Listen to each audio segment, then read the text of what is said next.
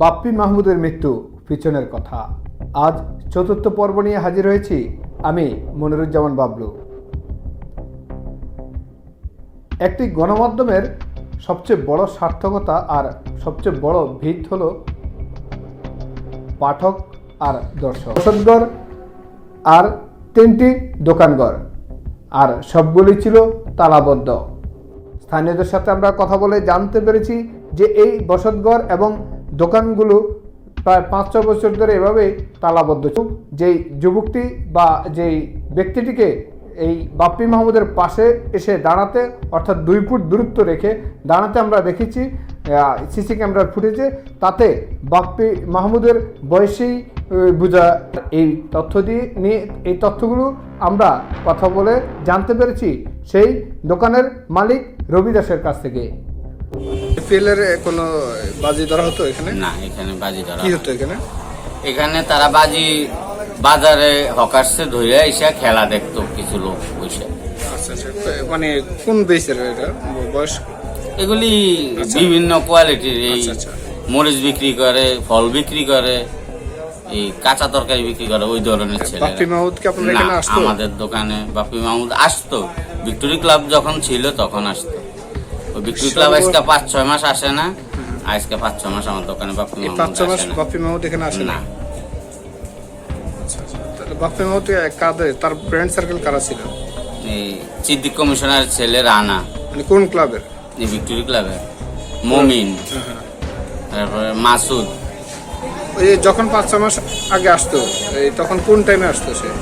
এই সন্ধ্যায় আসতো। সে বেশিরভাগ হ্যাঁ, সময় কতক্ষণ সন্ধ্যায় আসতো। পর্যন্ত থাকতো? কত 10 মিনিট কি 5 মিনিট, একটা কোল্ড ড্রিঙ্কস খেত আর একটা সিগারেট খেত, খেয়ে চলে যেত। আসলে বাপ্পি মাহমুদ আগে এখানে আসতো বা আড্ডা দিত। আজকে 5 মাস এখানে আসে না। কিন্তু ডিসেম্বর মাসে বাসা থেকে কিনে কোথায় চলে গেছে, ফোন অফ ছিল। তার মা এবং তার ওয়াইফ আইসা আমার কাছে খোঁজ করে গেছে। আমি বলছি যে আন্টি আমি দেখি নাই, বা তার ফোন নাম্বার আমার কাছে নাই, যোগাযোগ করার নাই। আবার এই কিছুদিন আগে 19 তারিখ সে হারা যাওয়ার পরে 20 তারিখ বিকালবেলা আইসা আন্টি আর তার ওয়াইফ খুঁজে গেছে আমার বাসা এবং দোকানে, যে এখানে আসছে কিনা। আমি বলছি না, আসেনি। বাপ্পির সাথে আপনার সম্পর্ক মানে কবে থেকে? কাস্টমার আর আমি দোকানদার, এতটুকু। কবে থেকে? এই কত সাল থেকে সম্পর্ক? আমার সাথে 13 সাল থেকে এই সম্পর্ক। নানাভাবে একটি চাকরির খোঁজ করেছিল। তার বাপ্পির পরিবার যখন এই যুবকের সম্পর্কে বাপ্পির কাছ থেকে জানতে চেয়েছিল, তখন কিন্তু আর এই হত্যা মামলায় একজনকে আসামি করা হয়। সেটি হলো এই যুবক।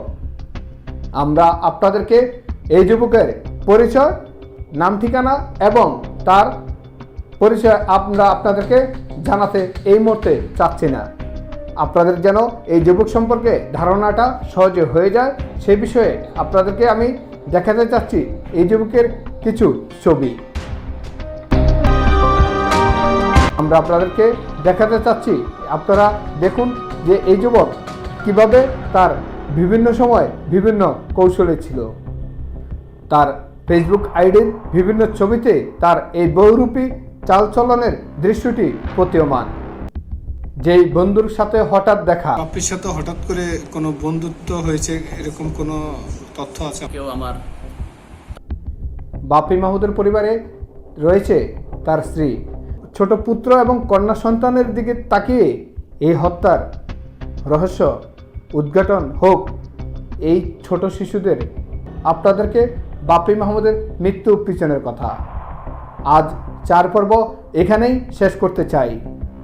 তার আগে আমরা আপনাদেরকে জানাতে চাই 5ম পর্বের বিষয়ে কিছু কথা। প্রথমে বলে রাখি, 5ম পর্ব আপনাদেরকে জানাবো আর 4 দিন পর, অর্থাৎ আগামী